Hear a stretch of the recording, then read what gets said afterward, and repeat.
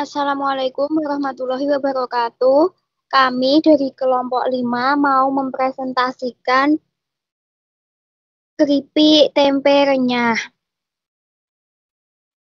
Strategi yang diterapkan dalam produksi keripik tempe, manajemen pengetahuan di UMKM keripik tempe bertujuan untuk mengoptimalkan pengetahuan tacit dan eksplisit agar bisnis lebih efisien, inovatif, dan berkelanjutan.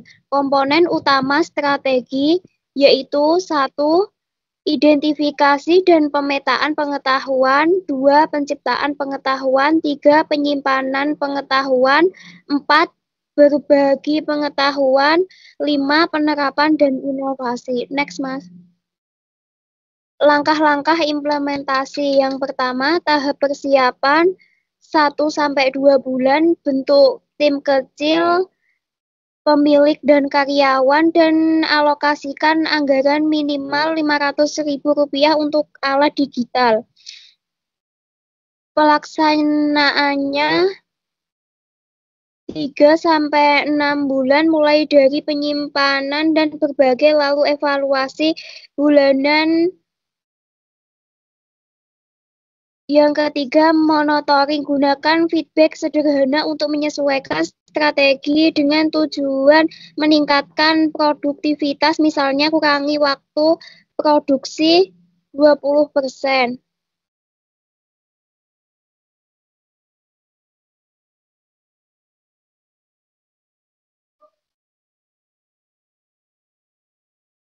Next, Mas.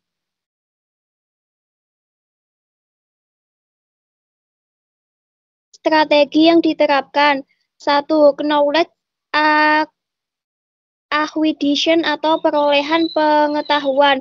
Mengumpulkan pengetahuan dari berbagai sumber. Yang pertama, dokumentasi resep dasar, takaran bumbu dan SOP produksi.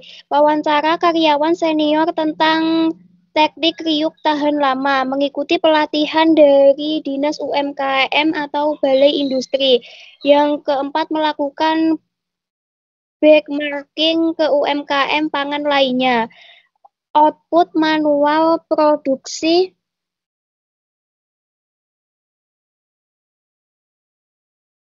keripik tempe. Yang kedua, knowledge track, penyimpanan pengetahuan. Menyimpan pengetahuan dalam bentuk yang mudah diakses. Langkah pertama, membuat buku SOP dan panduan kerja. Manual produksi, pengepakan, pemasaran. Yang kedua, menyimpan resep dan catatan eksperimen rasa dan Google Drive atau Notion. Yang ketiga, menyusun database pelanggan dan catatan penjualan. Output knowledge repository atau arsip digital dan fisik. Yang ketiga, knowledge sharing atau berbagai pengetahuan. Langkah pertama, mengadakan briefing harian 5 menit sebelum produksi. Pelatihan internal antar karyawan senior mengajarkan junior. Yang ketiga, grup WhatsApp untuk berbagi masalah teknis dan ide pemasaran. Yang keempat, sesi sharing inovasi tiap bulan untuk rasa baru. Output budaya komunikasi terbuka dan transfer pengetahuan. Yang keempat, knowledge utilization atau pemanfaatan pengetahuan. Langkah pertama, menggunakan data penjualan untuk menentukan rasa terlaris, menyesuaikan teknik penggorengan berdasarkan hasil pengujian kualitas. Yang ketiga, menggunakan pengalaman produksi untuk merancang alat sederhana yang lebih efisien. Output kepuasan berbasis data dan pengalaman. Yang kelima, knowledge innovation atau inovasi pengetahuan. Langkah pertama, riset kecil-kecilan, tingkat keasinan, ketebalan irisan, metode penggorengan. Yang kedua, uji coba produk baru, keripik tempe rasa balado, barbecue, dan sambal matah. Yang ketiga, inovasi packing, standing pot, ziplock, desain modern. Output produk lebih variatif dan kompetitif. Selanjutnya, Mbak Liza. Silahkan, Mbak. Baik, terima kasih. Saya akan melanjutkan presentasi dari kelompok 5 yang selanjutnya adalah rancangan audit manajemen. Proses evaluasi sistematis untuk menilai efektivitas KM di UMKM keripik tempe, mengidentifikasi kekuatan, kelemahan, dan area perbaikan. Langkah-langkah audit yang pertama adalah persiapan, kedua pengumpulan data, yang ketiga evaluasi, dan yang keempat adalah pelaporan. Ruang lingkup audit yaitu proses produksi atau resep, teknik menggoreng kualitas tempe, kemudian proses pengemasan dan penyimpanan, yang selanjutnya pemasaran dan branding, dan yang selanjutnya distribusi dan juga hubungan pelanggan, yang selanjutnya dokumentasi dan penyimpanan pengetahuan. Selanjutnya, Mas.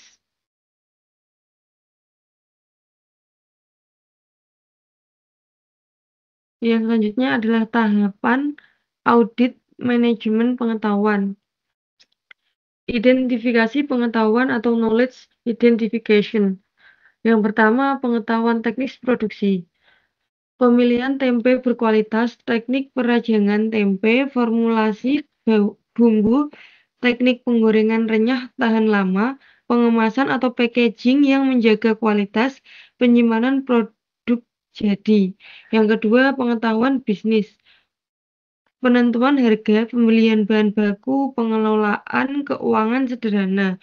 Yang ketiga, pengetahuan pemasaran, branding dan desain kemasan, media penjualan, mau offline ataupun online.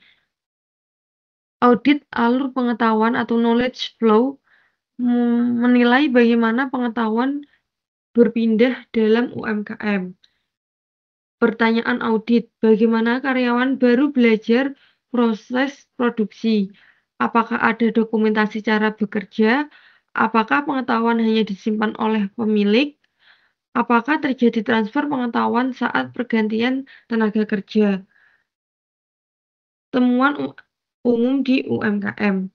Transfer pengetahuan dilakukan secara lisan, tidak ada sistem pencatatan atau SOP tertulis. Resiko kehilangan pengetahuan jika pekerja berpengalaman keluar. Selanjutnya akan dilanjutkan oleh Mas Bayu. Terima kasih.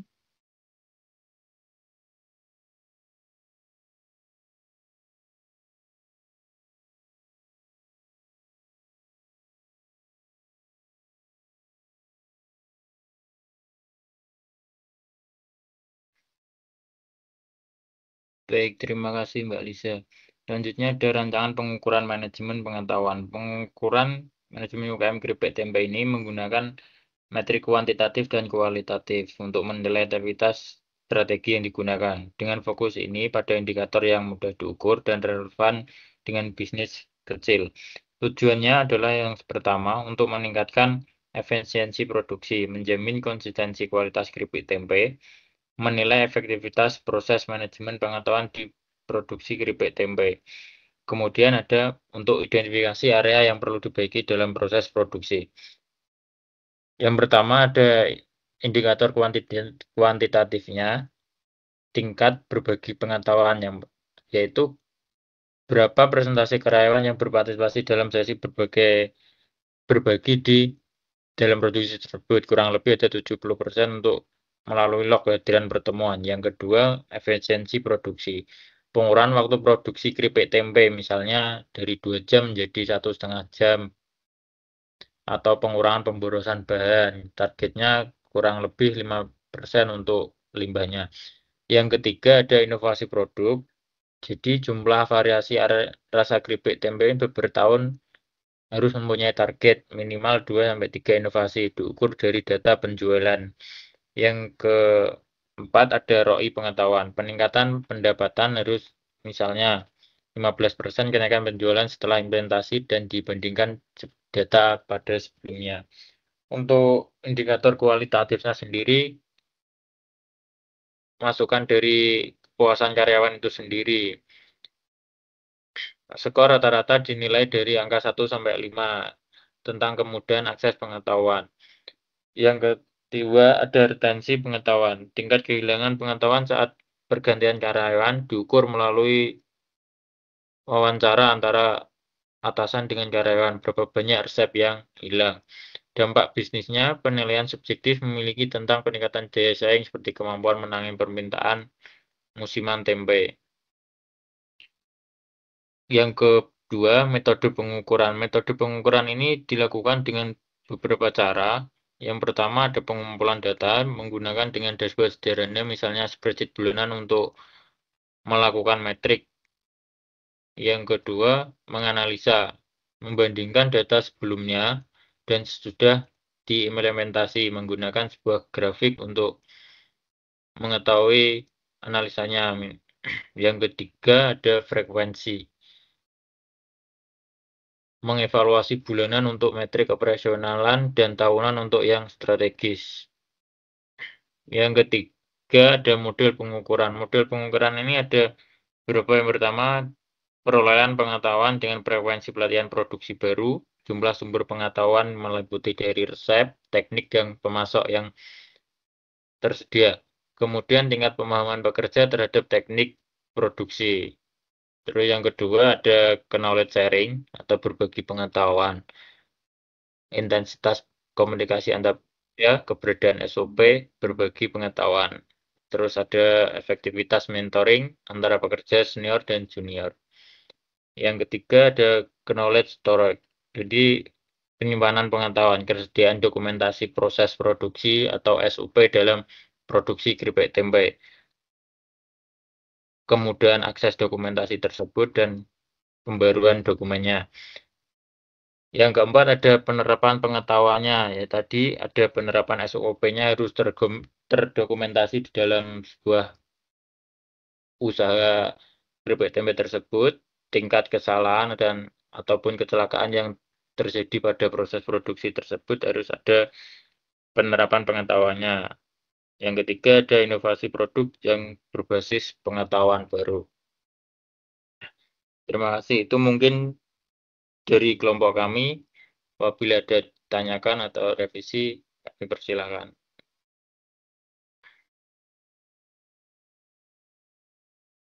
Gimana kalau dari teman-teman kelompok yang lain? Ada yang ingin ditanyakan atau ada yang mau dikomen?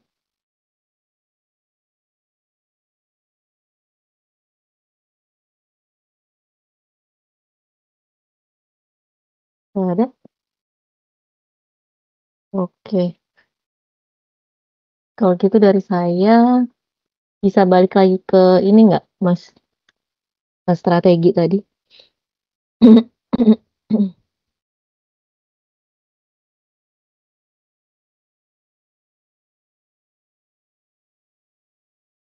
Yang ini, yang metode pengukuran ini.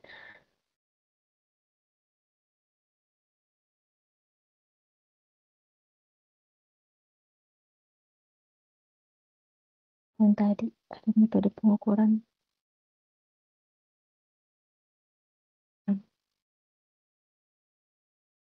Ini bukan yang ini. Nah, yang ini. Ini kan berarti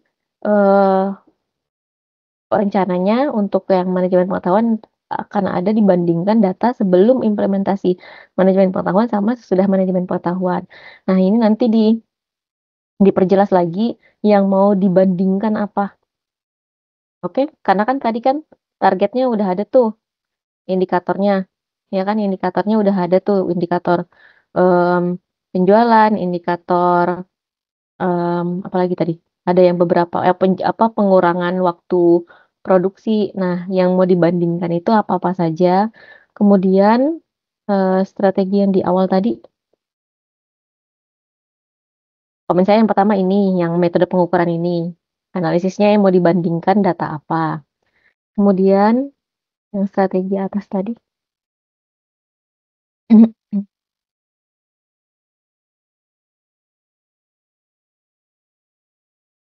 bawah,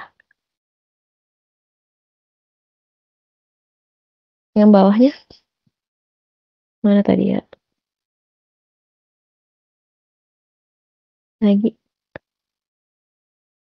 Lagi, bawahnya lagi nggak sih?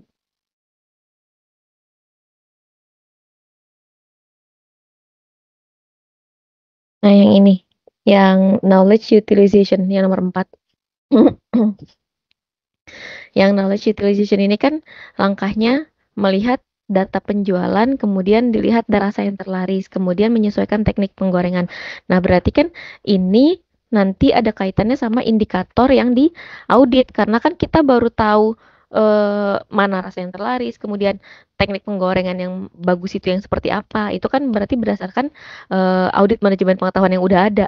Istilahnya kan pengetahuannya udah ada nih, pengetahuan yang misalkan yang tipe penggorengan A, misalkan ya, tipe penggorengan yang A. Terus kita audit nih pengetahuan yang tipe penggorengan tipe teknik penggorengan A. Setelah kita audit, baru kita tahu kan, oh ternyata teknik penggorengan itu yang A, yang B, yang C itu berbedanya apa. Kemudian eh, baru kita gunakan ke strategi yang ini gitu kan. Nah, artinya di auditnya itu nanti harus ada tuh jenis-jenis teknik penggorengannya itu, kemudian indikator utama apa untuk yang mm, kelompok kelima ini pikir bahwa oh kalau misalkan indikator ini tercapai, maka teknik penggorengan ini yang sesuai berdasarkan hasil auditnya. Maka strategi di knowledge utilization ini bisa dipakai. Tapi tadi saya lihat di strategi ini muncul nih teknik penggorengan, tapi di auditnya nggak muncul. Berarti nanti di auditnya ditambahkan lebih detailnya ya. Gimana? Jelas nggak maksud saya? Baik, Bu. Oke. Terus kalau misalkan bisa nanti kan di paper itu kan evaluasinya kan, evaluasi si pengukuran manajemen pengetahuan. Kan udah jelas nih tadi indikator-indikatornya udah dibuat nih tadi di sini. Nah, nanti kalau bisa di papernya itu dibuatkan tabel. Jadi udah berupa tabel indikatornya di kolom yang sebelah kiri, targetnya di kolom yang sebelah kanan. Jadi lebih jelas gitu. Indikatornya apa, targetnya apa. Nanti di papernya. Gitu, oke?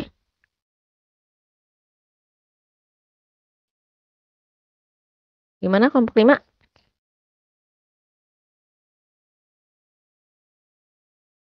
Baik, Bu. Iya, Bu. Oke, selanjutnya kelompok 7. Silakan.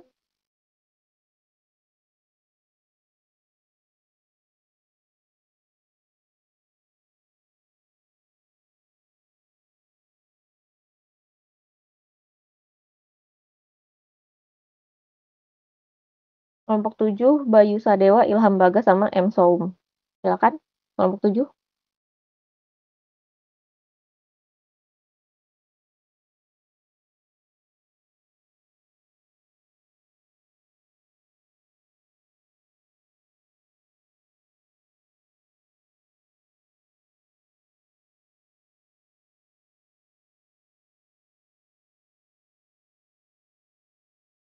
Gimana kelompok 7? Ada nggak nih orang-orangnya? Bayu Sadewa, Ilham Bagas, sama M. Soum. Bayu Sadewa ada nih, Bayu Sadewa. Terus Ilham Bagas nggak ada. Gimana kelompok 7? Apakah ada?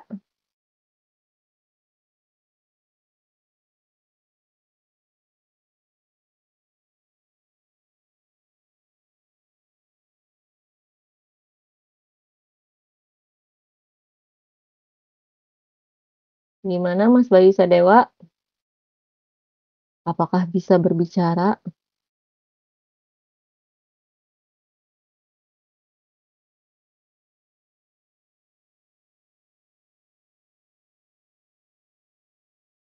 Ini teman-temannya ada yang kenal nggak sama Mas Bayu Sadewa nih?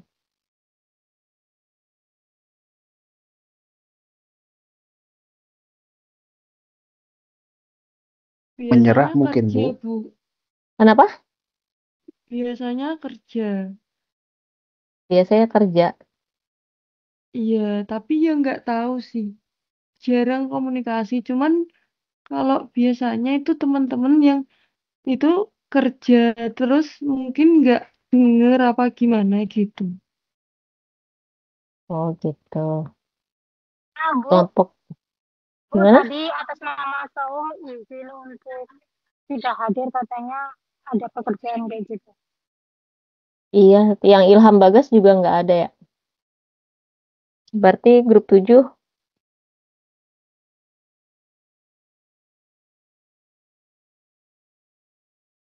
Berarti grup 7 nggak ini ya, nggak presentasi ya. Selanjutnya itu adalah grup 2. Kelompok 2, Winarsi, Desi, dan Didin Afi. Silakan, Ya, Bu. kelompok 2. Saya izin share screen ya. Ini. Kak Wina, Iya, Kak. Tadi bisa. Oke. Tapi sedikit ya. Oke, sebentar. Saya share screen dulu.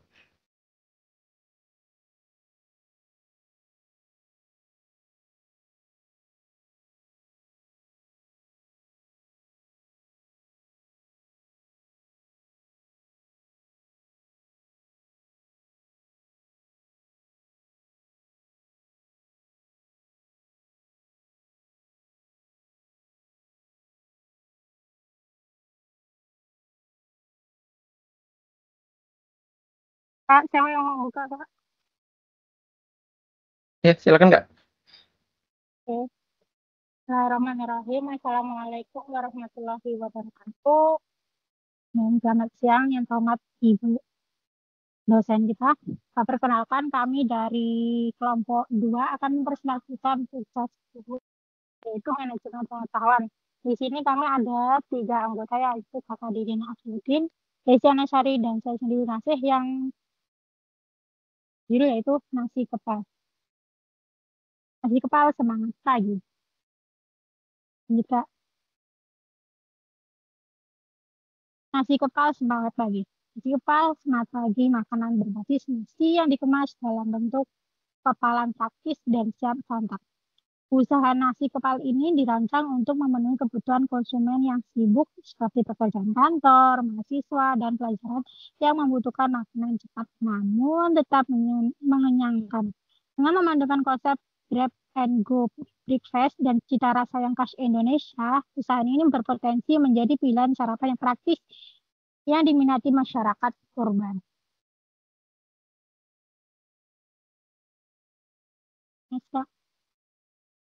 Di sini ada strategi yang diterapkan. Di sini ada 7. Yang pertama adalah produk. Produk yaitu berupa varian nasi kepal unik dengan cita rasa lokal dan harganya terjangkau antara dari 5.000 sampai 10.000. Tempatnya lokasi strategis di area perkantoran, sekolah, dan kampus. Kita memakai promosi menggunakan media sosial, banner, dan sampling gratis. Sementara untuk kemasan, kami mencoba untuk semenarik mungkin, ramah lingkungan, dan praktis di bawah. Yang 6 itu penyebaran flyer atau brosur ke kantin sekolah atau kantor. Dan yang terakhir yaitu ikut membuka booth kecil di event mingguan seperti CFC dan senam sehat dan jalan pagi yang diadakan di sekitar kantor sebagai strategi promosi dan meningkatkan penjualan. Next. Sementara untuk audit manajemen pengetahuan nasi kepal semangat pagi bertujuan untuk mengidentifikasi pengetahuan yang penting untuk keberhasilan usaha dan nasi kepal. Ada identification. Yang pertama ada resep nasi kepal atau kritikan, teknik pembentukan nasi kepal agar konsisten, catatan selera dan kualitas makan.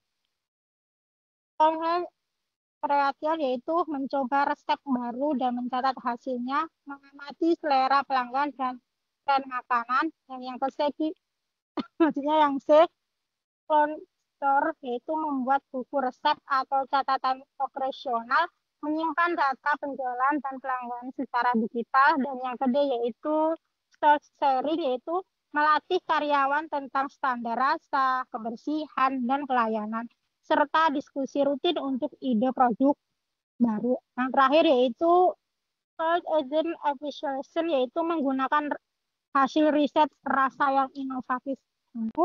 Mengapa strategi promosi berdasarkan data pelanggan? Selanjutnya akan dibawakan oleh Pak Afif.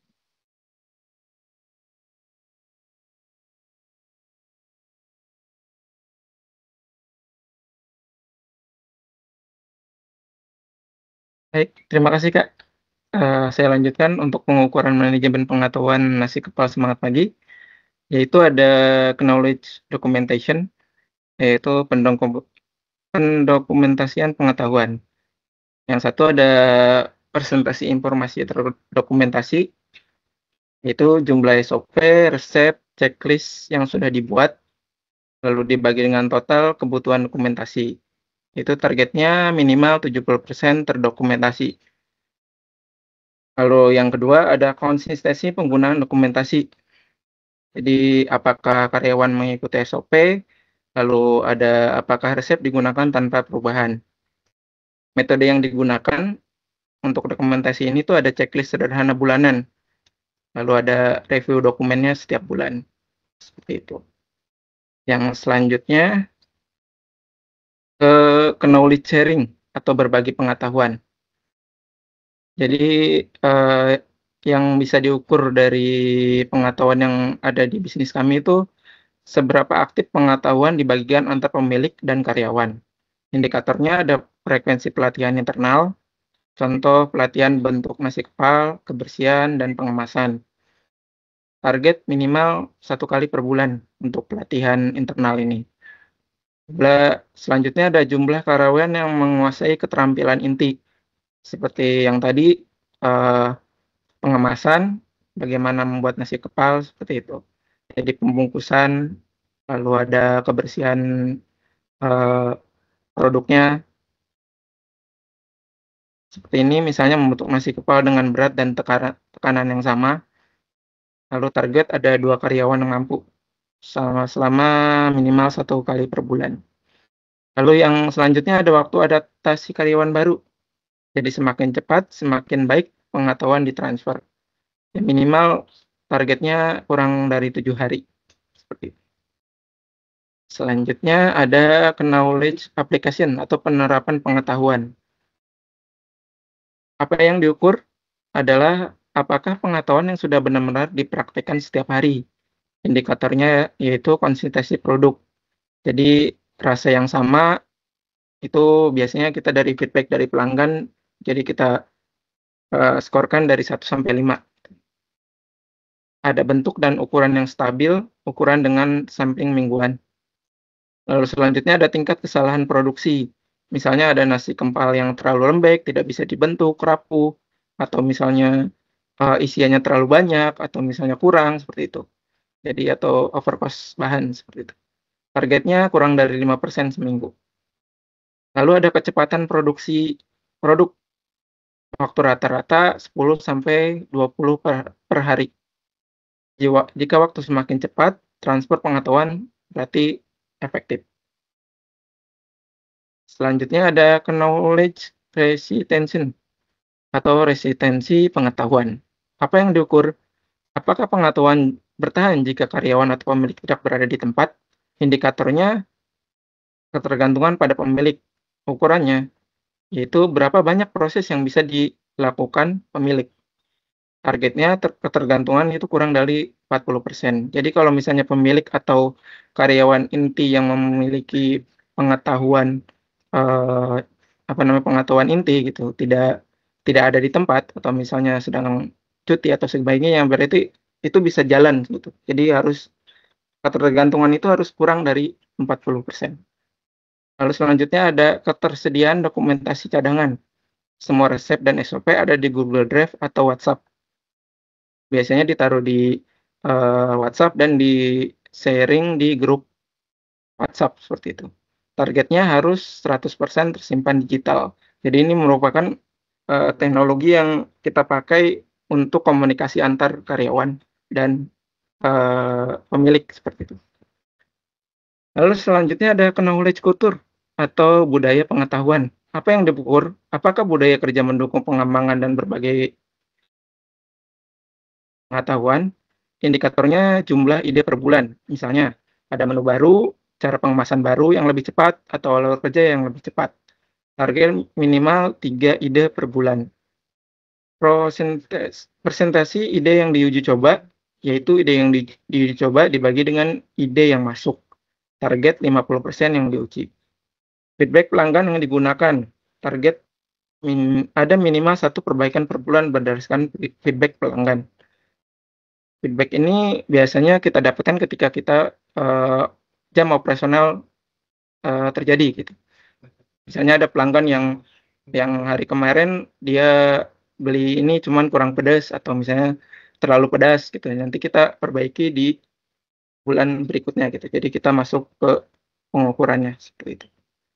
Lalu lanjut ada skor pengukuran manajemen pengetahuan. Skor per area dokumentasi 3/5, berbagi pengetahuannya 2/5, penerapan pengetahuannya 4/5. Resistensi pengetahuannya ada 2/5, dan budaya pengetahuannya ada 3/5.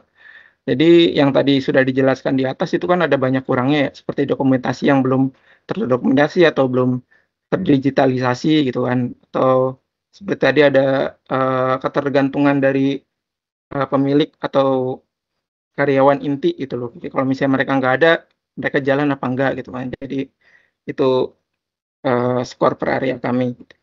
Lalu ada perhitungan total skor.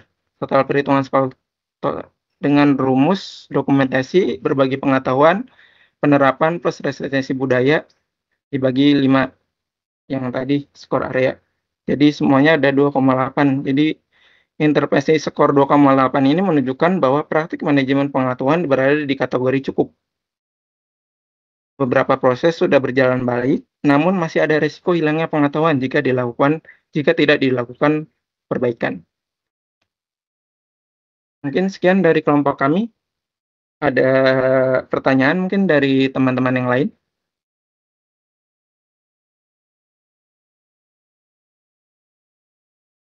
Atau ada tambahan? Gimana dari kelompok yang lain, ada yang bertanyakan?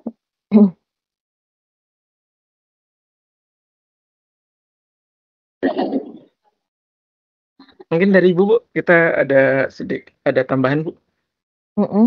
Mbak Uun, Baik. ada yang mau ditanyakan? Tadi Mbak Uun, Saya mau bertanya, silakan Mbak. Wah, ini bagaimana ya? Mungkin tadi ada yang Gimana, Mbak? bagaimana cara Suaranya kurang jelas kayaknya Mbak Uun. Putus-putus. dengar nggak sekarang? Masih Masih belum kan? Kalau saya sebelum. Aja ya. Gimana Mbak? Masih belum kedengaran.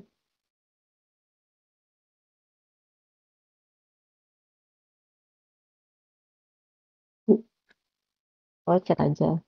Bagaimana cara menghitung skor manajemen pengetahuan? Itu Mas yang ditanyain sama Mbak Uun.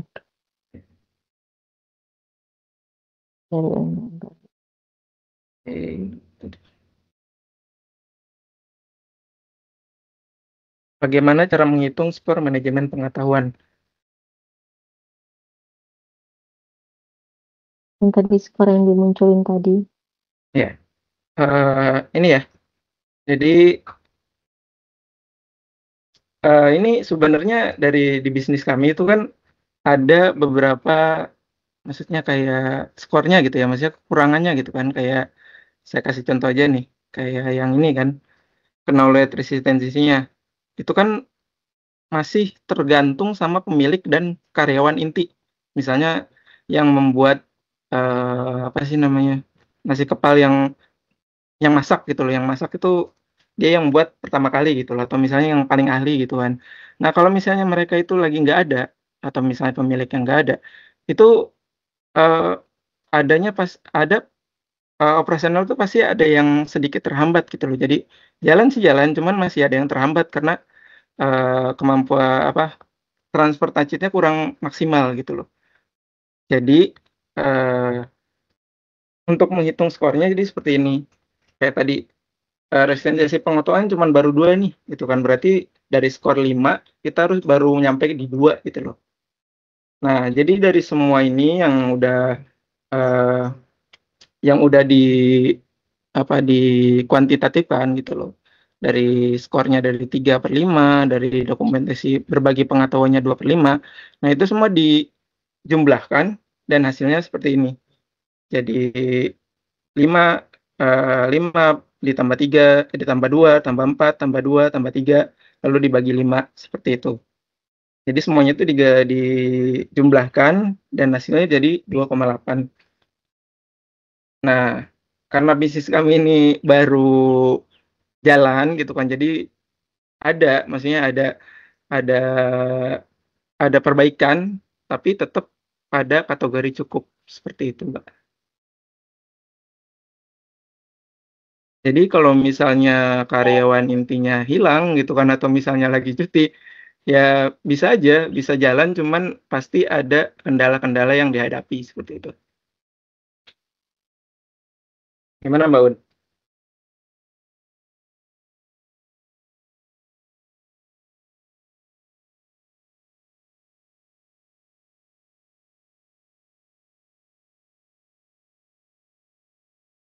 Gimana Mbak Un? Oke. Ya, oke. Jadi Oke, paham punya sih. Mungkin ada yang lain dari yang lain? kayaknya dari saya aja, soalnya biar Baik, Bu. grup yang lain bisa lanjut presentasi. Jadi kalau dari saya pertama, mana tadi ya? Coba balik lagi ke strategi deh kayaknya tadi. Oh bukan, yang proses tadi, bener yang bawah tadi, yang proses ketergantungan proses tadi. Nah ini, kan itu cara mengukurnya berapa banyak proses yang hanya bisa dilakukan pemilik. Nah ini prosesnya apa? Jadi proses mengepal nasinya kah atau proses mengadon nasinya kah? Karena kan ini konsepnya nasi kepal. Nasi kepal kan tadi kan ada berbagai varian rasa. Kemudian Iya. proses apa nih yang mau diukur di sini, berapa banyak proses. Kemudian yang kedua, Berarti ini gimana? dirincikan gitu loh, Bu. Iya Maksudnya betul, produknya proses gitu ya. apa? Iya, baik. Proses apa gitu yang kan mau mengukur knowledge retentionnya, retensi pengetahuannya, berapa besar ketergantungan ke pemilik. Kalau jadi berapa banyak proses yang hanya bisa dilakukan pemilik, proses apa gitu yang hanya bisa dilakukan oleh pemilik itu didetailkan lagi. Kemudian mana tadi ya? Balik ke audit deh kayaknya tadi yang indikator-indikator kayak di audit tadi kan ya? Ini Bu. Apa di? Enggak, bukan. Di pengukuran berarti ya? Mundur lagi.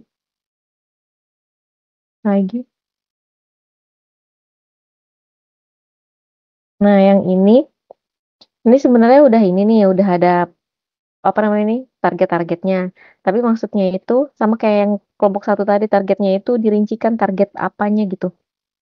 Dari sisi sebelah mananya yang diukur Oh, yang target apanya. 70%-nya ini Bu ya, yang udah terdokumentasi apa aja. Dokumentasi apanya. Oke. Kan ngerti nih SOP, resep, checklist, tapi checklist apa gitu. Terus yang udah terdokumentasi itu SOP apanya, SOP produksinya kah atau SOP pengemasannya kah gitu. Baik, Bu. Terus yang ketiga, saya ngerti nih yang tadi yang dibuat, saya apresiasi yang tentang skor tadi. Itu kan sebenarnya mau merujuk ke balance scorecard, ya nggak? Iya, maksudnya itu Bu. Saya paham sih, saya apresiasi. Tapi sebenarnya yang balance scorecard itu, saya ini dulu ya. Saya share screen dulu. Kelihatan nggak layar saya? Stop dulu screen. Saya nyari Ya, sudah, Bu. gambar yang jelas, nggak ketemu. Jadi kayak gini nih. Sebenarnya balance scorecard itu, ini bisa nggak ya dikelihatan? Jadi balance scorecard itu, makanya kita harus rinci dulu nih target-target yang harus kita miliki. Misalkan nih kan rata-rata semuanya tentang makanan nih, dari bawang goreng, terus tadi keripik tempe, nasi kepal, berarti kan semuanya tentang makanan. Makanan itu kan kita udah bisa beda ini. Kalau di sini kan finansial dari sisi keuangan, kemudian dari learning and growth dari sisi pengetahuannya, pembelajaran, gimana caranya kita belajar resepnya, kemudian bagaimana cara kita mengembangkan resepnya, kemudian internal proses di sini, misalkan ya strategi-strategi yang mau kita terapkan, lalu ini customer pelanggannya. Nah, kita harus jelas nih tujuannya apa dari sisi keuangan. Misalkan targetnya apa nih harus detail terkait dengan produk kita. Kalau bawang goreng sama nasi kepal kan pasti beda tuh targetnya. Bawang goreng misalkan targetnya harusnya bawangnya itu semakin lama disimpan nggak ngaruh dengan kualitasnya, tetap kriuk, nggak melempem, ya kan? Tapi kalau nasi kepal justru sebaliknya, semakin lama, bukan sebaliknya. Kalau nasi kepal malah gimana caranya bisa tetap fresh walaupun misalkan 2 hari gitu. Kan namanya nasi kepal nih udah diproses, udah dicampur dengan rasa-rasa dan lain sebagainya, mungkin ditambah dengan isian. Gimana caranya supaya tetap fresh, tapi itu tidak menambah biaya misalkan. Nah, itu kan kaitannya dengan keuangannya. Nanti misalkan ada kaitannya lagi dengan pengetahuannya, karena kan kita belajar manajemen pengetahuan. Ada kaitan dengan pengetahuannya. Pengetahuan apa? Misalkan pengetahuan bagaimana mengemas si nasi kepal. Jadi tujuannya adalah pengemasan nasi kepal. Targetnya apa? Targetnya misalkan dari yang awalnya cuma bisa bertahan 5 jam, jadi targetnya bertahan menjadi 10 jam. Nah, kemudian yang sesuai dengan target yang tercapai targetnya, dah disitulah baru muncul skor kita. Artinya skor kita sudah memenuhi si target itu. Misalkan nih, di sini ada 4 target, ini kan ada 4 target nih, 1, 2, 3, 4. Kalau misalkan kita mencapai target kita nih, targetnya 4 misalkan di sini. Karena artinya setelah dilakukan pengukuran, setelah dilakukannya audit, ternyata kita juga sampai nih targetnya 4. Artinya di tujuan yang pertama skor kita udah 1 gitu. Kalau dari sini artinya 4 dari 4. Kalau Mas Afi tadi kan menyampaikan dia menggunakan target 5 dari 5 gitu kan, Mas Afi? Ya nggak?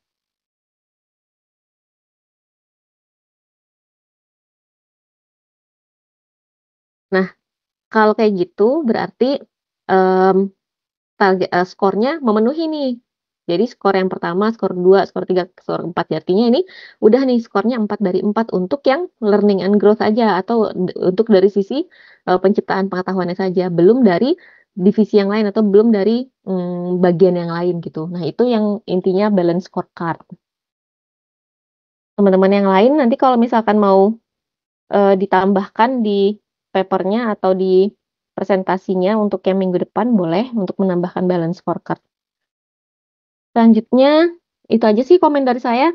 Nanti mungkin yang kelompok 2 bisa didetailkan lagi yang tadi tentang proses. Kemudian untuk yang indikatornya didetailkan sesuai dengan produk apa yang dibuat, produk apa yang dihasilkan. Kemudian ini kalau kan karena Mas Afi udah nulis nih si skornya itu 2 dari 5, 3 dari 5. Mungkin bisa dijelaskan lebih detail lagi tentang itu tuh maksudnya balance scorecard gitu. Baik, Bu. Terima kasih, Bu. Oke. Ya. Selanjutnya kelompok berapa sih selanjutnya? Kelompok 6. Kelompok 6 siapa ya?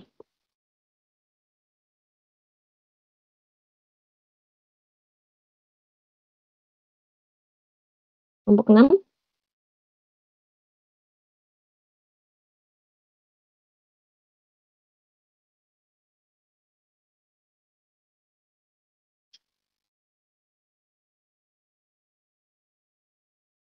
Kelompok 6 siapa ya? Kelompok 6 Sabina Audia Putri, Vina Nurma Rahmadani, dan Ike Nur Safitri. Ada kelompok 6? Ada, Bu. Sebentar. Silakan. Ini Mas share screen.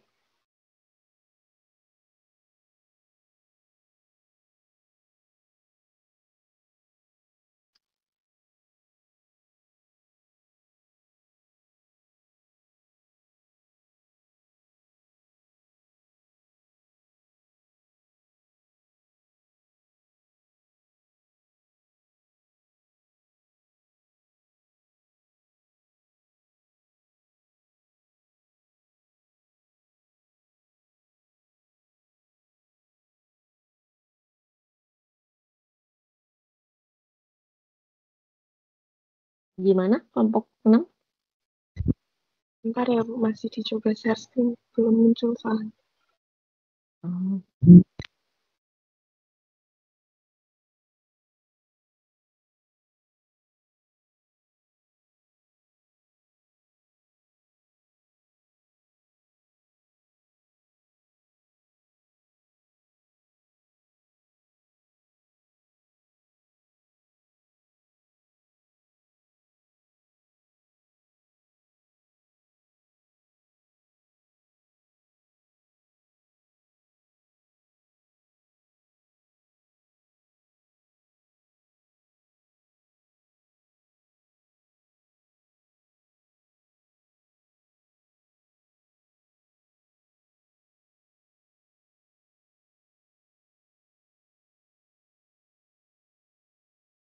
Baik, kita dari kelompok 6 akan menjelaskan tentang toko cake dan dessert yang terdiri dari Sabina Audia Putri, Vina Nurma, dan Ika Safitri. Untuk presentasinya akan dimulai dari Mbak Ika. Dipersilahkan. Baik, Mbak Vina. Di sini kelompok kami memilih usaha yaitu toko cake and dessert. Rancangan strategi yang diterapkan dalam manajemen pengetahuan di toko cake and dessert yaitu tujuan-tujuan dan strategi bisnis yang diartikulasikan meliputi produk-produk atau jasa-jasa. Meliputi menjual cake, dessert, dan cemilan manis-manis yang berkualitas tinggi dengan rasa yang konsisten. Selanjutnya target pelanggan meliputi 1. Pelanggan individu, pelajar atau mahasiswa atau karyawan maupun keluarga, usia 18-40 tahun. Kedua, konsumen yang mencari cake and dessert premium untuk ulang tahun, hadiah, dan perayaan khusus. 3. Pelanggan melalui daring seperti GrabFood, GoFood, dan sebagainya, maupun food vlogger. Selanjutnya, kanal distribusi yang dipilih yaitu offline store, daring melalui marketplace, GrabFood, GoFood, pre-order untuk acara dan event khusus.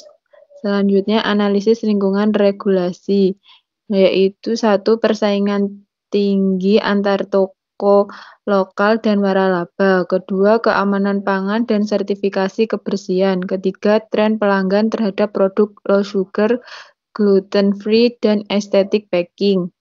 Selanjutnya, pernyataan visi dan misi. Maaf, Mbak. Ini slide-nya nggak jalan. Itu Bu, apa itu PPT-nya itu yang ditampilkan tuh hanya poinnya, soalnya yang penjelasannya belum sempat ditampilkan di PPT Bu, maksudnya belum dimasukkan ke PPT. Oke. Silakan lanjutkan, Mbak. Baik Bu, terima kasih.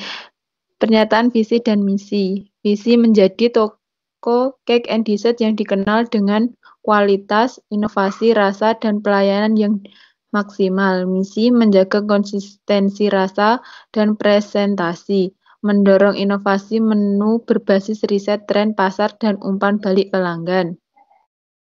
Ya, B. Sebuah deskripsi isu-isu bisnis berbasis pengetahuan, meliputi kebutuhan untuk kolaborasi, yaitu karyawan dapur, kasir, dan marketing perlu sistem kolaborasi digital seperti Google Workshop dan lain-lain, agar informasi stok, menu baru, dan pesanan selalu terupdate.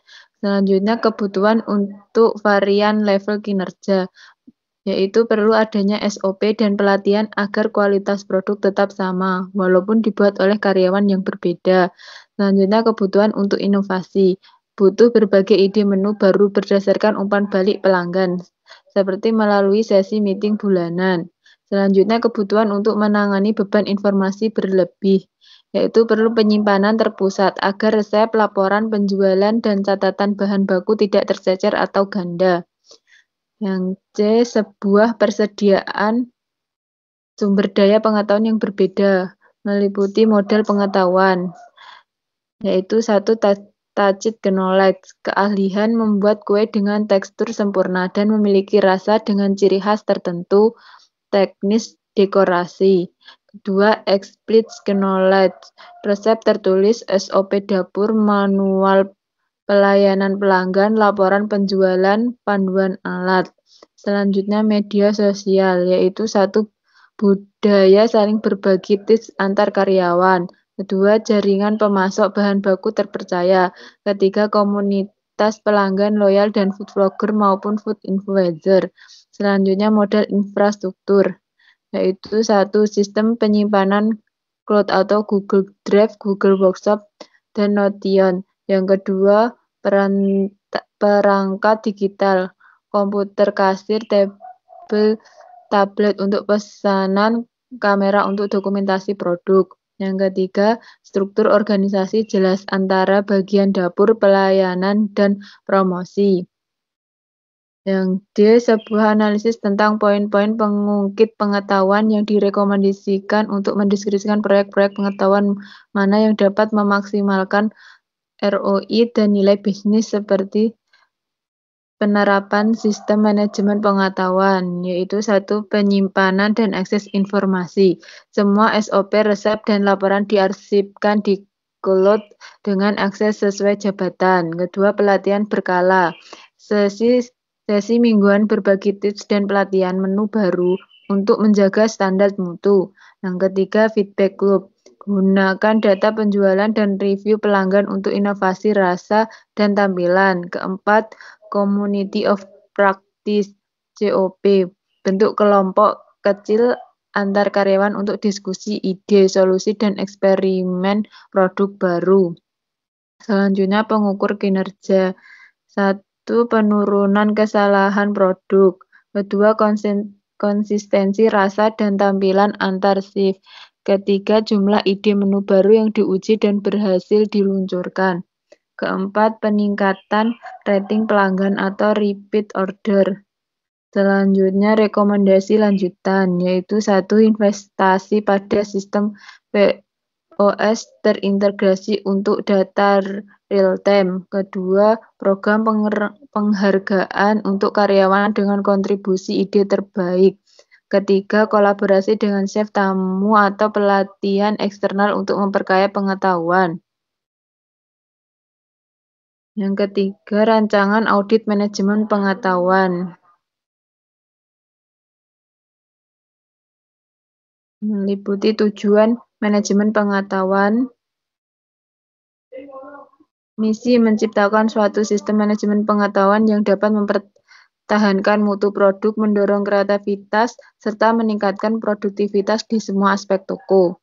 Tujuan yaitu 1. Menjaga konsistensi dalam kualitas rasa dan penampilan produk. 2. Meningkatkan skill tim dalam merancang hidangan baru. Ketiga, menghindari kehilangan data penting saat ada perubahan pegawai. Keempat, meningkatkan pelayanan dan pengalaman bagi pelanggan. Selanjutnya, kebijakan. 1. Semua formula, instruksi, dan cara kerja harus dicatat dalam format digital. 2. Karyawan yang baru bergabung diwajibkan untuk menjalani pelatihan dan berfokus pada pengetahuan internal. Ketiga, informasi dan saran dari pelanggan perlu dikumpulkan dan dievaluasi secara rutin. Selanjutnya, perencanaan audit. Meliputi 1. Menentukan fokus utama untuk proses audit seperti sektor dapur, pelayanan pelanggan, dan strategi pemasaran. Kedua, mengevaluasi dokumen, prosedur operasional standar, catatan resep, serta sistem manajemen data. Ketiga, menyelenggarakan rapat awal untuk membahas konteks dan tujuan dari audit tersebut. Selanjutnya, pembentukan tim audit, yaitu meliputi 1. Tim dibentuk oleh pemilik, manajer produksi, dan anggota tim administrasi. Kedua, melaksanakan wawancara, pengamatan, serta pengumpulan informasi mengenai kegiatan di toko. B. Audit lingkungan manajemen pengetahuan. Meliputi struktur organisasi yang sederhana. Ini memiliki 3 fungsi pokok: produksi, layanan, dan promosi, dilengkapi dengan saluran komunikasi yang langsung tanpa proses birokrasi yang rumit. Selanjutnya, budaya. Terdapat kebiasaan saling berbagi informasi antar pegawai meskipun belum difasilitasi secara formal atau sistematis. Selanjutnya, sumber daya. Meliputi 1. Tenaga kerja yang terampil dalam sektor pastry dan layanan. Kedua, peralatan modern serta fasilitas dapur tersedia. Ketiga, metode penyimpanan informasi masih menggunakan cara manual atau catatan buku dan telepon seluler. Selanjutnya, audit kompetensi pengetahuan. Meliputi 1. Penciptaan konsep produk yang segar berasal dari pengalaman serta percobaan para pegawai. 2. Penyimpanan. Data dan resep tetap disimpan secara terpisah. Ketiga, distribusi. Informasi disampaikan secara lisan atau melalui pesan pendek. Keempat, pemanfaatan. Data tersebut dimanfaatkan dalam kegiatan sehari-hari dan inovasi yang bersifat musiman. Audit aset pengetahuan. meliputi 1. Aset manusia, keahlian teknis, pengalaman dalam mengatur ruang dan layanan pelanggan. 2. Aset struktural, prosedur operasional, standar inventaris, bahan, dan sistem pembayaran elektronik. 3. Aset hubungan, hubungan yang erat dengan penyedia dan klien yang setia. Selanjutnya, audit kinerja pengetahuan. Meliputi 1. Berbasis penyimpanan, sejumlah besar informasi disimpan pada orang-orang dan belum terintegrasi dalam sistem yang resmi. 2. Berbasis aliran, proses berbagi informasi berlangsung secara alami tanpa adanya langkah-langkah yang ditentukan. C. Analisis kebutuhan pengetahuan. Meliputi kebutuhan yang terindikasi, terdiri dari 1. Adanya panduan digital, resep, dan dekorasi standar. 2. Sistem dokumentasi prosedur kerja dan pelatihan. 3. Modul pelayanan untuk staf baru. Selanjutnya, pengetahuan untuk mencapai sasaran, yaitu 1. Menentukan informasi yang sudah tersedia, resep dasar, panduan kebersihan, dan pengemasan. 2. Mengidentifikasi area yang belum terkelola, seperti tren pasar dan teknik dekorasi modern. Selanjutnya, analisis aliran pengetahuan, yaitu 1. Pengetahuan masih mengandalkan komunikasi antar individu. 2. Perlu sistem digital agar informasi dapat diakses cepat oleh semua tim. Di fase 4, analisis persediaan pengetahuan, meliputi inventarisasi pengetahuan eksplisit, yaitu koleksi resep, daftar bahan, laporan penjualan, serta data pelanggan. Prosedur kebersihan dan penggunaan alat. Selanjutnya, inventarisasi pengetahuan tacit, keterampilan menghias kue, intuitas rasa, serta teknik pengaturan waktu produksi. Kemudian pemetaan pengetahuan, meliputi 1. Kekuatan, kualitas, rasa, dan kemampuan produksi tinggi. 2. Kelemahan, dokumentasi digital masih minim dan inovasi menu belum berbasis data pasar. Yang fase 5, audit dan evaluasi hasil, meliputi dasar pengetahuan. Pengetahuan sudah tersedia, namun masih tersebar dan belum terdigitalisasi dengan baik. Kesenjangan pengetahuan, yaitu belum ada sistem repositori informasi yang terpusat. Data pelanggan belum digunakan secara optimal untuk inovasi. Selanjutnya, laporan audit pengetahuan, yaitu 1. Analisis temuan. Sebagian besar pengetahuan tersimpan dalam ingatan staf dan dokumen formal seperti SOP dan panduan kerja masih tidak lengkap. 2. Saran dan tindakan. Pembangunan bisnis, data pengetahuan terpusat menggunakan platform digital, misalnya Google Drive, Notion, atau aplikasi internal. Mengadakan pelatihan rutin serta sesi berbagi pengalaman antar pegawai, menggunakan data transaksi dan umpan balik pelanggan untuk pengembangan menu baru. Melakukan audit ulang setiap 6 bulan untuk memantau kemajuan pengelolaan pengetahuan. Selanjutnya, keempat, rancangan pengukuran manajemen pengetahuan, meliputi pengantar. Manajemen pengetahuan di toko kafe and dessert harus dinilai agar langkah-langkah dalam menghasilkan penyimpanan dan menggunakan pengetahuan menjadi lebih efisien. Penilaian ini berfungsi untuk memastikan bahwa setiap informasi yang dikuasai karyawan benar-benar berkontribusi pada peningkatan mutu produk dan layanan pelanggan. Benchmarking. Perbandingan metode benchmarking dilakukan dengan membandingkan praktek manajemen pengetahuan di toko dengan standar terbaik dari usaha sejenis. Aspek yang dinilai meliputi dokumentasi resep, pelatihan karyawan, serta inovasi menu. Melalui perbandingan ini, toko dapat mengetahui posisi kinerjanya dan menemukan bagian yang perlu diperbaiki agar lebih kompetitif. Selanjutnya, balance score. Pendekatan ini menilai efektivitas manajemen pengetahuan dari 4 sisi: keuangan pelanggan, proses internal, dan pembelajaran. Di toko cake and dessert, indikatornya bisa berupa penghematan bahan baku, kepuasan pelanggan, kecepatan produksi, dan jumlah pelatihan yang dilakukan. Dengan cara ini, dampak pengetahuan terhadap kinerja toko dapat terukur secara menyeluruh. House of Quality. Metode ini menghubungkan kebutuhan pelanggan dengan kemampuan internal toko dalam mengelola pengetahuan. Misalnya, untuk menjaga rasa yang konsisten Diperlukan standar resep dan pelatihan rutin. Melalui analisis ini, toko dapat menentukan pengetahuan mana yang paling berpengaruh terhadap kepuasan pelanggan dan harus menjadi prioritas pengembangan. Yang evaluasi dan hasil pengukuran digunakan untuk menyusun laporan berkala dan menentukan strategi peningkatan pengetahuan. Dengan penerapan yang baik, toko Cake and Dessert dapat memiliki sistem pengetahuan yang terdokumentasi, karyawan yang lebih terampil, serta pelayan dan produk yang semakin berkualitas.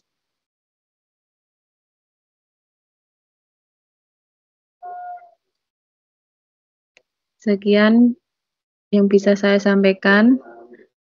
Bila ada pertanyaan, silahkan.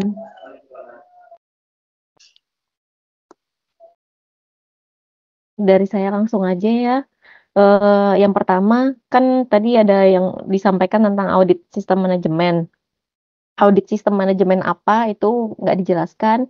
Kemudian apa yang akan diaudit dari sistemnya. Kemudian sistem manajemen apa? Sistem manajemen pengetahuan, sistem manajemen penjualan, sistem manajemen stok, sistem manajemen apa yang mau diaudit gitu.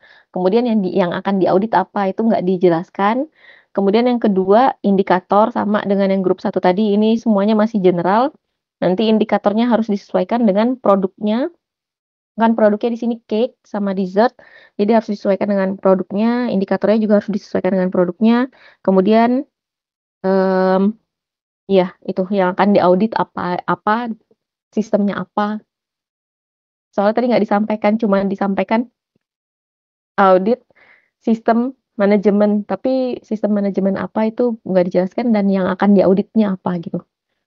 Oke, nanti didetailkan lagi ya. Kelompok 6. Oke? Baik, Bu. Terima kasih. Oke, selanjutnya kelompok 9. Enggak, kelompok 9.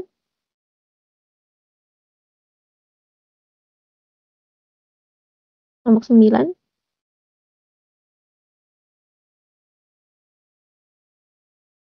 Gimana nih kelompok 9? Kelompok 9, Nanik, Wahid, dan Kusmini. Ada nggak orangnya?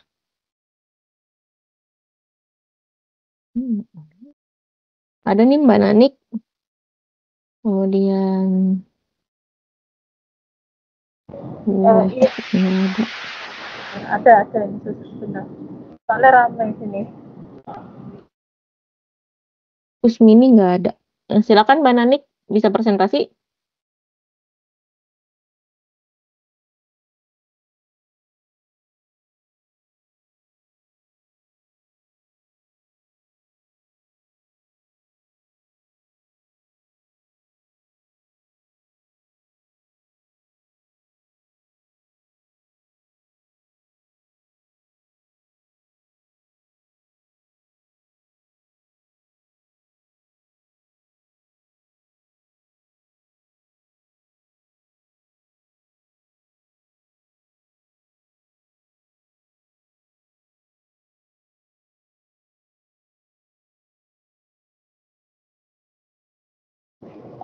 Maaf, Mas Wahid ada enggak ya? Tolong gantikan saya, soalnya baterai saya mau habis ini. Nggak ada, Mas Wahidnya juga nggak ada di sini. Enggak. Ya kan Mas Wahid nggak ada kan? Iya benar, nggak ada. Jadi gimana Mbak? Mas Wahid nggak ada, kemudian Mbak Kusmininya juga nggak ada.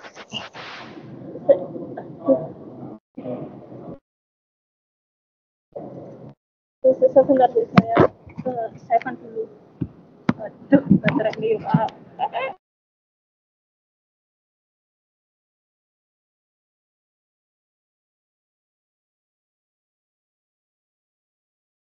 Oke, sepertinya kita lanjut ke kelompok 8. Kelompok 8. Apakah ada orang-orangnya? Kelompok 8, Uun Kuniri, Dwi Jayanti, dan Linda Nurdianti. Iya, Bu, ada, Bu. Silakan Ada, Bu. kelompok 8.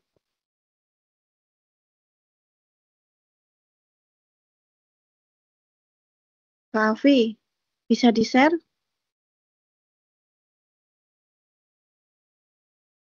Oke.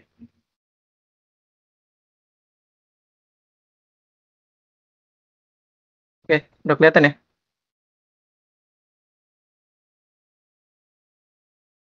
Udah kelihatan? Sudah, Kak, terlihat. Oke.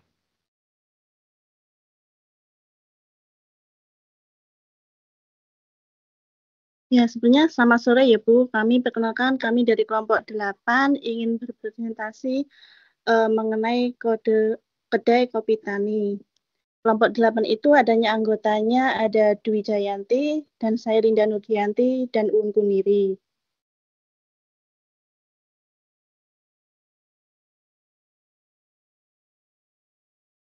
Selanjutnya. Latar belakang usaha kedai kopi Tani. Usaha kedai kopi Tani yang menyajikan kopi lokal Indonesia yang khas atau Arabica dan Robusta dan menjual cemilan tradisional yaitu singkong, keju, pisang goreng, dan aneka keripik dengan konsep ramah lingkungan dan komunitas.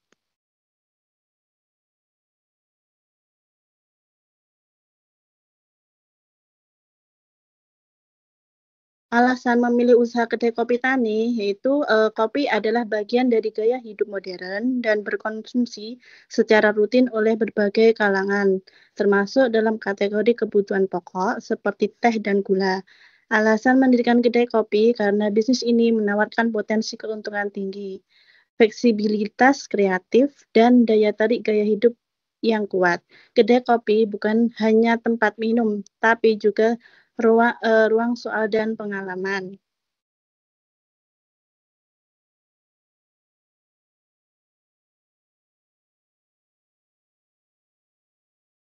Selanjutnya presentasi akan dilanjutkan oleh Kak Uun.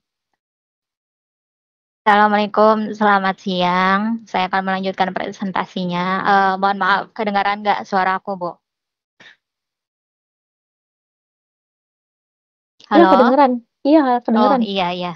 Takut ini soalnya lagi di luar, Bu, lagi rame kan banyak kendaraan. Oke, berikut identifikasi manajemen pengetahuan dari usaha kedai kopi Tani. Pertama, pengetahuan produk, yang mana kita manajemen pengetahuan yang dapat kita ketahui yaitu jenis kopi, teknik penyeduhannya, kualitas bahan baku.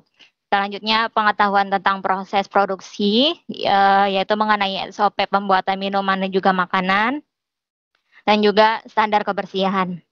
Selanjutnya, pengetahuan yang kita bisa ketahui dari usaha ini, yaitu tentang pengetahuan pemasaran, strategi promosi digital, branding lokal, media sosial. Selanjutnya pengetahuan pelanggan, kita bisa mengetahui preferensi rasa, perilaku konsumen, dan juga umpan balik dari pelanggan tentang kopi yang kami sajikan. Selanjutnya pengetahuan keuangan, pembukuan, pengelolaan kas, analisis margin keuntungan. Kemudian manajemen pengetahuan dari usaha ini kita bisa mengetahui pengetahuan SDM, pertama dari pelatihan barista, kemudian manajemen shift dan juga motivasi kerja. Selanjutnya pengetahuan teknologi, kita bisa menggunakan POS atau aplikasi dan juga aplikasi pemesanan online dan sistem inventory. Selanjutnya ada pengetahuan lingkungan dan juga sosial, yang mana di usaha kedai kopi ini kita menggunakan praktik ramah lingkungan, keterlibatan komunitas, dan juga CSR lokal. Selanjutnya, mohon maaf, slide selanjutnya Mas Afi. Tabel identifikasi pengetahuan tajid dan juga eksplisitnya. Untuk kategori pengetahuan produk, contoh pengetahuannya jenis kopi, teknik penyeduhan, kualitas bahan baku.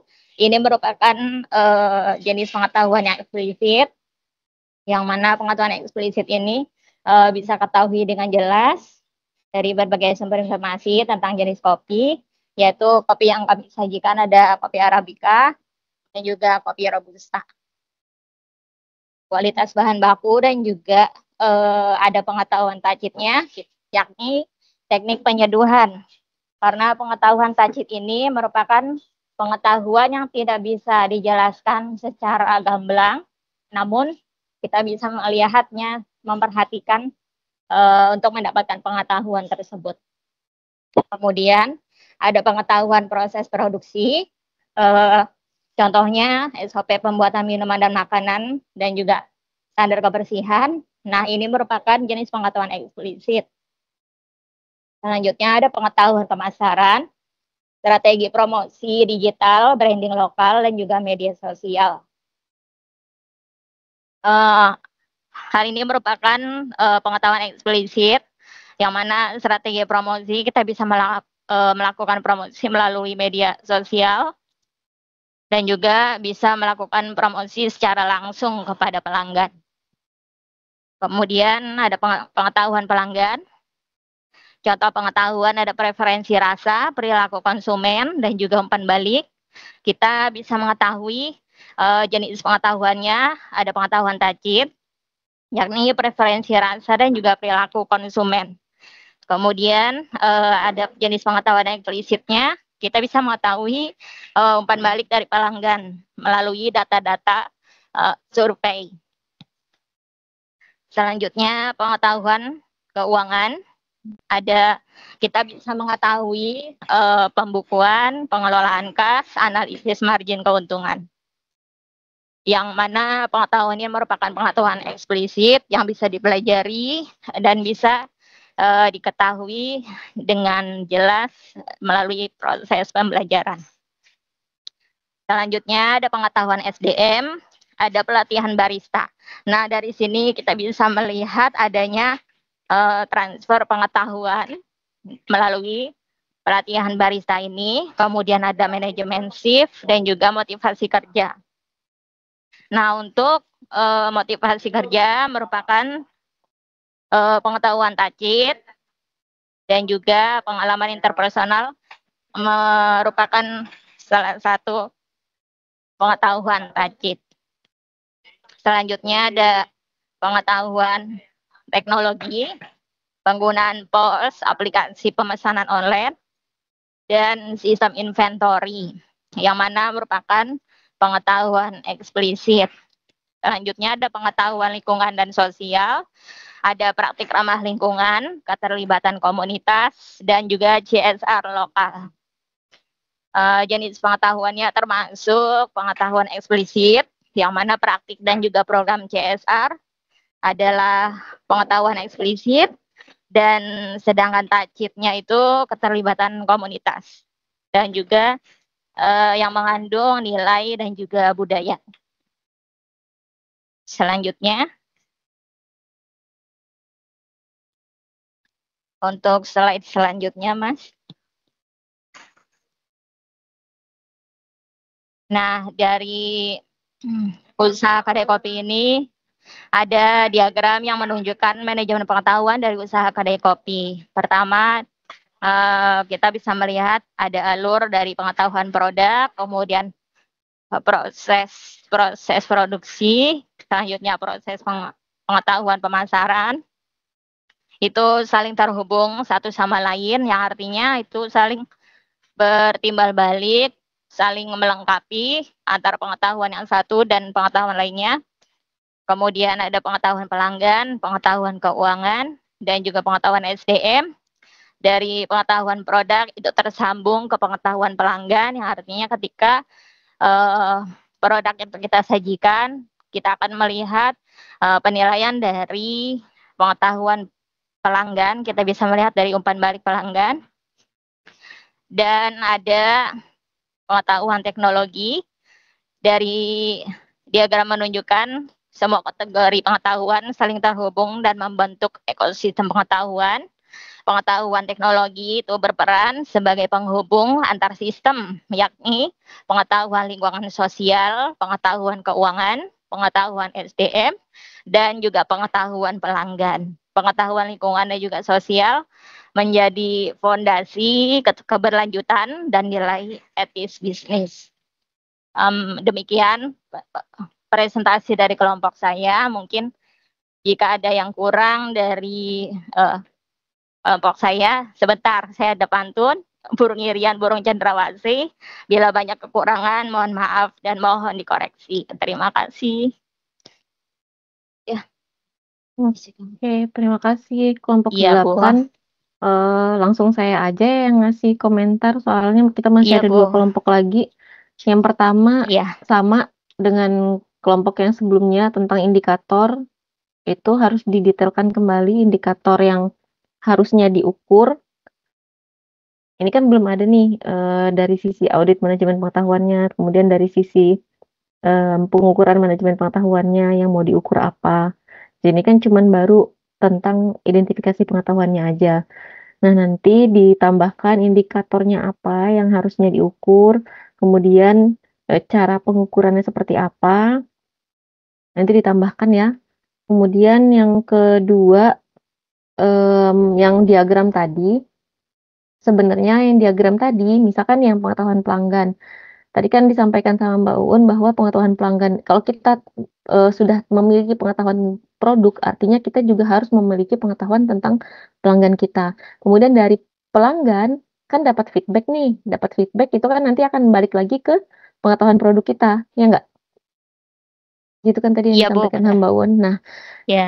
nanti diagramnya diperbaiki, ditambahkan panah, jadi kelihatan nih arahnya Oh, kemana. iya. Karena ini kan cuman kayak gini doang nih, nggak tahu nih arah pengetahuannya Iya, dari iya. mana ke mana. Nanti ditambahkan panah sesuai dengan penjelasan Oh, yang tadi Mbak Uun sampaikan.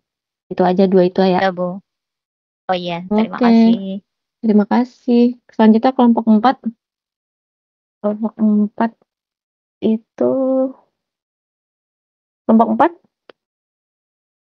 Iya, kelompok Bu. 4 Masya Cikita, Zalifah dan Siti Masaudah. Ada? Ada, Bu. Ya, ada, Bu. Silakan.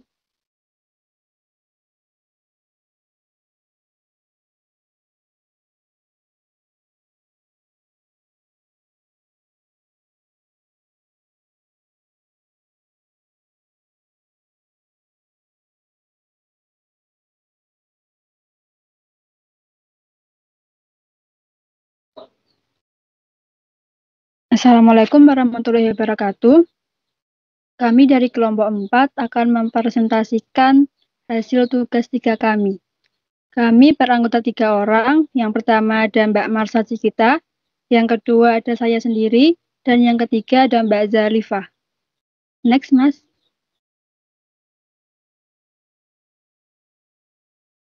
Deskripsi bisnis. Kami memilih UMKM Cireng Isi yang kami beri nama CIAPS, Cireng Isi Ayam Pedas Suwir.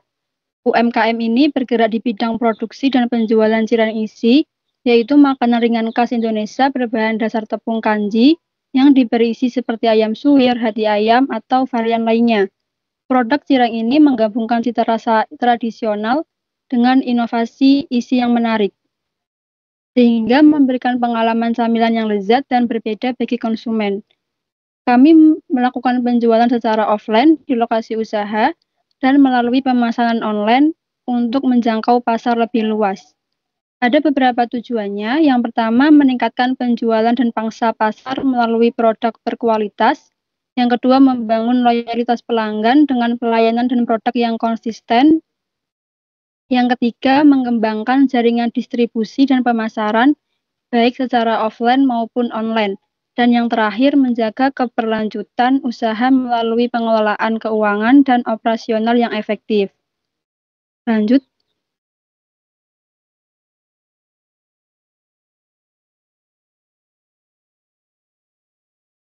Ada strategi manajemen pengetahuan. Di sini ada produk, kita memilih cireng isi. Yang kedua ada target.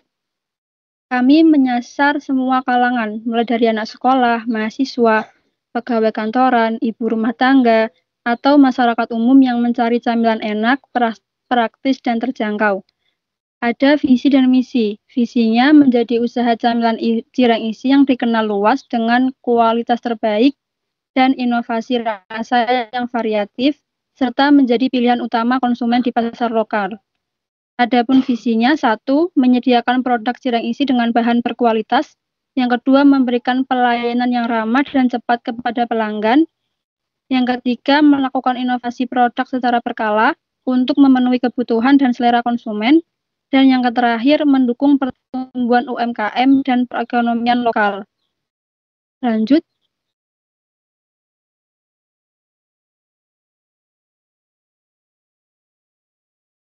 Rancangan audit. Di sini ada 4 aspek. Yang pertama persiapan atau preparation. 1. Menentukan fokus spesifik untuk UMKM Cireng Isi, seperti menilai pengetahuan resep cireng isi, misalnya variasi isi ayam pedas ataupun sayur, teknik produksi pengadonan tepung, pengisian, dan penggorengan. Yang kedua, melibatkan karyawan untuk membuat cireng isi dengan berbagai varian dan membentuk tim untuk melakukan pemasaran. Yang ketiga, membuat inventaris pengetahuan khusus cireng isi seperti daftar resep, daftar supplier bahan. Yang keempat, melakukan survei sederhana kepada pelanggan untuk memberikan feedback rasa cireng isi dengan berbagai varian yang kita perjualkan. Yang kedua, ada analisis. 1. Melakukan riset dari media sosial untuk mendapatkan detail resep cireng isi, misalnya dengan pengadonan tepung, tapioka, dan pengisian isi ayam. Yang kedua, melakukan pengetahuan eksplisit, misalnya dengan menulis resep lengkap dengan takaran bahan, seperti topping tepung tapioka 1 kg dan isi ayam 500 gram. Yang kedua, pengetahuan tacit, misalnya keterampilan mengisi cireng tanpa merobek kulitnya.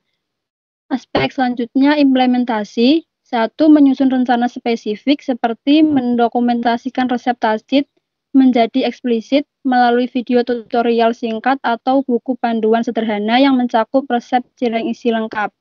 Yang kedua, melatih karyawan baru tentang teknik produksi cireng isi menggunakan teknologi sederhana.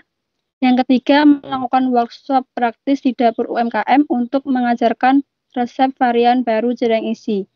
Aspek terakhir ringkasan, yaitu membuat laporan sederhana yang mencakup temuan utama seperti pengetahuan resep cireng isi 80% tacit, perlu didokumentasikan lebih lanjut untuk mencegah kehilangan resep saat pergantian karyawan. Untuk materi selanjutnya akan dijelaskan oleh Mbak Marsha. Silahkan, Mbak. Ya, terima kasih, Mbak. Selanjutnya, melakukan pengukuran dengan menggunakan analisis SWOT. Yang pertama yaitu strength atau kekuatan. Antara lain, bahan baku cireng yang murah dan mudah didapat. Kemudian ada proses produksi yang sederhana, terus modal awal kecil yang memungkinkan usaha dimulai dengan resiko finansial yang lebih rendah. Kemudian cireng isi memiliki cita rasa yang khas dan diminati banyak kalangan. Kemudian produk bisa dikembangkan dengan berbagai varian isi yang menarik. Yang kedua yaitu weakness atau kelemahannya. Ada beberapa yaitu produk cireng mudah rusak sehingga perlu perhatian khusus untuk pengemasan dan juga penyimpanan. Kemudian persaingan yang cukup ketat dengan banyak usaha sejenis. Yang ketiga, pendapatan mungkin terbatas karena kapasitas produksi dan pasar lokal terutama untuk usaha mikro. Yang terakhir yaitu ketergantungan pada bahan baku tertentu yang mempengaruhi produksi jika terjadi kelangkaan. Yang ketiga, opportunities atau peluang, yaitu adanya berbagai saluran pasar tradisional atau juga marketplace dan media sosial. Yang kedua itu peluang berinovasi produk dengan cara berbagai isi dan kemasan yang menarik. Yang terakhir yaitu kemudahan akses teknologi untuk melakukan promosi digital dan penjualan daring. Yang terakhir yaitu threat atau ancaman. Adanya resiko produk rusak karena pencemaran, penyimpanan yang kurang tepat atau distribusi yang lama. Yang kedua, perubahan selera konsumen yang bisa menjauhkan dari produk tradisional jika tidak berinovasi. Dan yang ketiga yaitu fluktuasi harga bahan baku yang dapat mempengaruhi biaya produksi dan margin keuntungan. Selanjutnya, pengukuran dengan menggunakan balance scorecard. Itu ada 4 perspektif dalam analisis balance scorecard pada usaha cireng isi. Yang pertama yaitu perspektif keuangan atau financial perspektif yang berfokus pada tujuan finansial dan metrik yang menunjukkan apakah strategi bisnis berkontribusi pada peningkatan keuntungan dan kesehatan finansial usaha. Tujuannya adalah untuk meningkatkan profitabilitas dan pendapatan usaha. Misalnya, mengoptimalkan manajemen inventaris bahan baku seperti tepung tapioka, terus bahan isi dan juga kemasan untuk mengurangi limbah dan mencari pemasok bahan baku dengan harga yang lebih kompetitif. Yang kedua, perspektif pelanggan atau customer perspektif, yang berfokus pada kepuasan pelanggan, retensi, dan akuisisi pelanggan baru yang pada akhirnya akan mendorong pertumbuhan finansial. Tujuannya adalah menjadi merek cireng isi pilihan utama di area lokal dan meningkatkan loyalitas pelanggan. Misalnya, menyediakan variasi rasa isi cireng yang inovatif, seperti rasa rendang atau keju mozzarella, kemudian membangun program loyalitas pelanggan, misalnya beli 10 gratis 1, dan juga memastikan kualitas rasa dan konsistensi produk yang tinggi. Yang ketiga yaitu perspektif proses bisnis internal atau internal bisnis proses perspektif, yaitu mengidentifikasi proses-proses kunci dalam operasional usaha yang harus dijalankan dengan baik agar dapat memberikan nilai kepada pelanggan dan mencapai tujuan finansial. Tujuannya adalah untuk meningkatkan efisiensi produksi dan kualitas produk. Misalnya, standarisasi resep dan proses memasak untuk menjaga konsistensi, penerapan kontrol kualitas yang ketat pada setiap batch produksi, dan optimalisasi tata letak dapur untuk alur kerja yang lebih efisien. Yang terakhir yaitu perspektif pembelajaran dan pertumbuhan atau learning and growth perspective, yang berfokus pada kemampuan usaha untuk berinovasi, meningkatkan kemampuan karyawan, dan memanfaatkan teknologi untuk pertumbuhan jangka panjang. Tujuannya adalah untuk meningkatkan keterampilan tim dan kapasitas inovasi produk. Misalnya, memberikan insentif atau bonus berdasarkan kinerja dan masukan pelanggan, dan menggunakan media sosial atau teknologi sederhana untuk pemasaran dan pencatatan pesanan. Selanjutnya, lanjut Mas.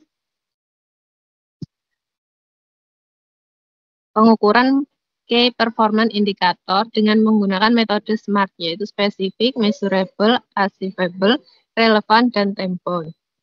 Ada 3. Yang pertama, aspek penjualan. Sasarannya adalah meningkatkan volume penjualan cireng isi ayam suwir sebesar 20% dalam waktu 3 bulan ke depan. Maka aspek SMART-nya adalah spesifiknya fokus pada satu rasa yang spesifik, yaitu ayam suwir, dan target yang jelas, yaitu peningkatan 20%. Kemudian yang kedua terukur. Peningkatan dapat diukur dengan membandingkan data penjualan saat ini dengan data 3 bulan ke depan. Misalnya saat ini ada 500 bungkus per bulan menjadi 600 bungkus per bulan. Selanjutnya dapat dicapai yaitu target 20% realistis jika disertai strategi yang tepat seperti promosi atau peningkatan kualitas. Kemudian relevan yaitu peningkatan penjualan langsung berdampak pada pendapatan dan pertumbuhan bisnis. Dan yang terakhir terikat waktu, yaitu jangka waktu yang ditetapkan harus jelas, misalnya 3 bulan ke depan. Yang kedua, pada aspek keuangan. Sasarannya adalah mencapai margin keuntungan bersih sebesar 15% dari total pendapatan bulanan selama kuartal berikutnya. Spesifiknya, target yang jelas adalah margin keuntungan bersih 15%. Terukurnya dapat diukur melalui laporan laba rugi bulanan dan perhitungan persentase margin bersih. Dapat dicapai, yaitu angka 15% merupakan target keuangan yang dapat diusahakan dengan manajemen biaya produksi yang baik. Kemudian relevan, keuntungan adalah indikator utama kesehatan finansial dan keberlanjutan bisnis.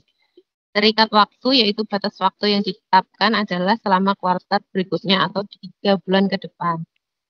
Yang ketiga, ada aspek produksi. Sasarannya adalah mengurangi tingkat bahan baku terbuang dari 5% menjadi 2% dari total produksi mingguan dalam 1 bulan. Spesifiknya yaitu penurunan limbah bahan baku dari 5% ke 2%. Terukurnya dapat diukur dengan menimbang bahan baku yang terbuang setiap minggunya. Kemudian dapat dicapai, penurunan 3% adalah target yang menantang, namun dapat dicapai dengan perbaikan proses produksi dan pelatihan karyawan.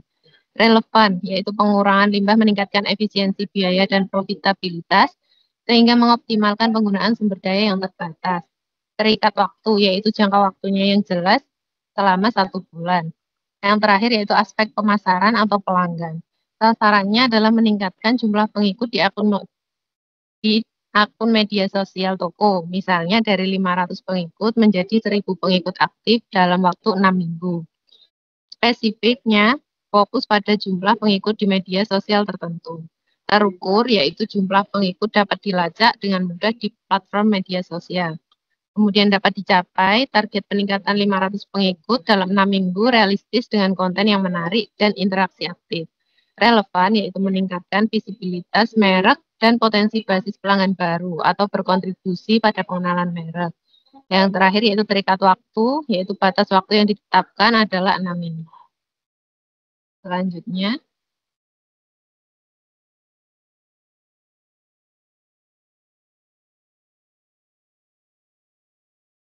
untuk selanjutnya akan dilanjutkan oleh Mbak Zalifa. Terima kasih. Baik, terima kasih Mbak Marsha.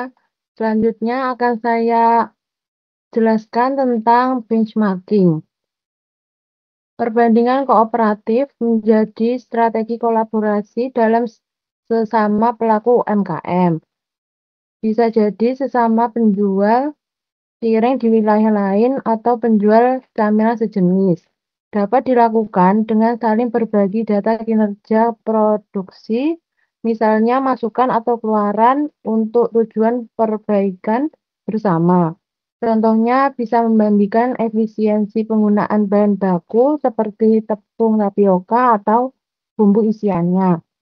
Jika mitra bisa menghasilkan 100 cireng dengan biaya bahan baku yang lebih rendah, maka bisa dilakukan pembelajaran bagaimana mereka mengelola stok atau mendapatkan harga bahan baku yang lebih murah.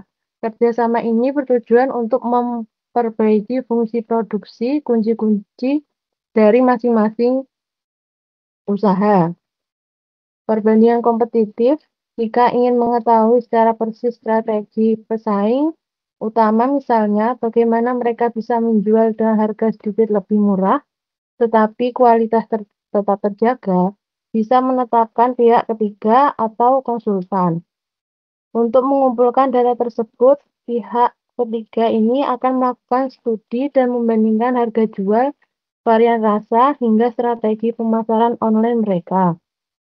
Namun yang mengetahui data tersebut, siapa yang diukur dan detailnya hanyalah konsultan tersebut sebagai pihak ketiga dan hanya menerima hasil perbandingan dan rekomendasinya.